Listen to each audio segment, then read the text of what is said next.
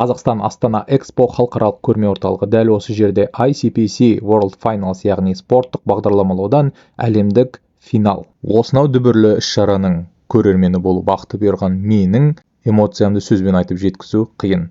Сондықтан шараның алаңына келген кездегі менің эмоциямды видеоға түсіріп алдым. Қараңыздар. Иә, дәл осылай вау деп таңғалдым. Ал мына тәтті бауырсақ ол осы жарыстардың маскоты.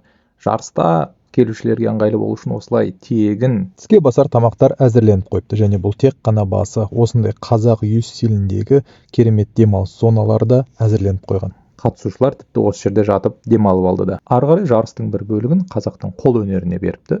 Осы жерде әлемнің түкпір-түкпірінен келген қатысушылар қазақтың қол өнерімен танысып, өзіне бір бұйымды естелікке алып кете алады екен.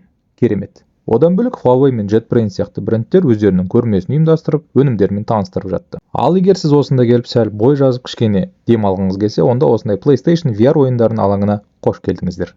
Айта берсең қызық көп, алайда ең маңыздысы, дәл осы алаңда әлемнің түкпір-түкпірінен келген студенттер жарысатын болады. Біз бұған кейінірек ораламыз. Жарыс көрермендеріне пайдалы болу мақсатында түрлі IT мамандары сөз сөйледі. Мысалы, Фуат Бей мырза техникалық біліммен қатар гуманитарлық білімнің де пайдасы бар, жан-жақты даму керек десе, жас мамандарымыз Нәрікби мырза, Аман мырза сияқтылар іргелі білім алудың қаншалықты маңызды екенін айтты. Осы жерде Аман мырзаның сөзіне тоқталғым келеді.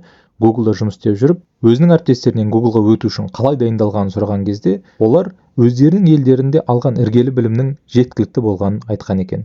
Міне іргелі білімнің маңыздылығы қайда жатыр.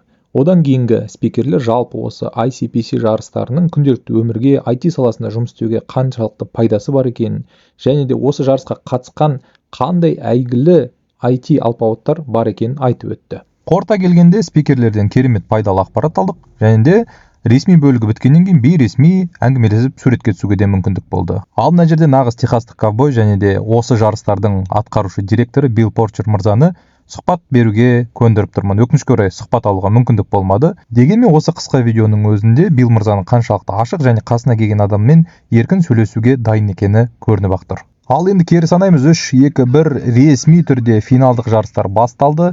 Керемет спорттық шаралардағыдай Нәрікби мырза мен Аман мырза комментаторлық қызмет атқаруда. Жарыс барысы өте қызу өтті. Сол жақтағы кестеден сіздер жарыстың барысында қай команда қай есепті шығарғанын аңдып отыра аласыздар. Және де қосымша осы видеоның астына мен міндетті түрде тауып, осы жарыста болған есептердің талдама видеосын салуға тырысамын.